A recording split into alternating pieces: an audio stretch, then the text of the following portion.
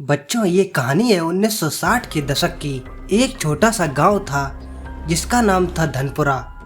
गांव छोटा था लेकिन उसकी एक खासियत थी।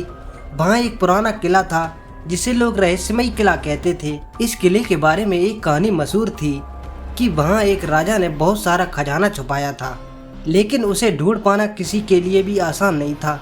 लोग कहते थे कि जिसने भी उस खजाने को ढूंढने की कोशिश की उसे किले के भूतों ने डरा दिया। गांव में एक लड़का था जिसका नाम था गोपाल। गोपाल को कहानियों का बहुत शौक था। वह अपने दादाजी से रोज रात को किले के बारे में नई नई कहानियां सुनता था। एक दिन उसने ठान लिया कि वो इस रहस्यमयी किले के खजाने को ढूंढेगा।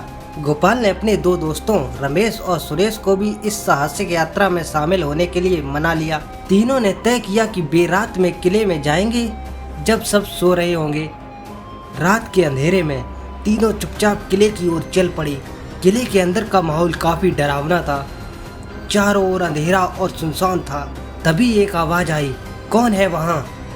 तीनों सहम गए, लेकिन गोपाल ने हिम्मत करके कहा, हम दोस्त हैं, हमें कुछ खोजना है। आवाज फिर आई, अगर तुम सच में हिम्मत वाले हो तो इस किले के अंदर जाकर खजाना ढूंढ सकते हो, लेकिन याद रखना यह आसान नहीं होगा। गोपाल और उसके दोस्तों ने हिम्मत नहीं हारी और आगे बढ़ते गए। किले के अंदर बहुत सारे गुप्त रास्ते थे, लेकिन गोपाल ने ध्यान दिया कि एक दीवार पर एक निशान बना हुआ था जो दूसरे रास्तों से अलग था। उसने दीवार को ध्यान से देखा और एक छोटी सी ईंट को दबा दिया।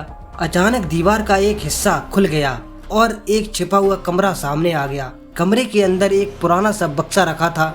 गोपाल ने बक्सा खोला और उनकी आंखें चमक उठी। उनमें सोने के सिक्के, हीरे और जवाहरात भरे पड़े थे। गोपाल और उसके दोस्त खुशी से उछल पड़े। उन्होंने खजाना गांव के सरपंच को सौंप दिया ताकि उसका उपयोग गांव के विकास में किया जा सके। इस तरह गोपाल और उसके दोस्तों ने न केवल रहस्य का समाधान किया बल्कि गांव वालों का भी दिल जीत लिया। इस घटना के बाद धनपुरा गांव का नाम दूर दूर तक फैल गया और गोपाल की बहादुरी की कहानी आज भी बच्चों को सुनाई जाती है।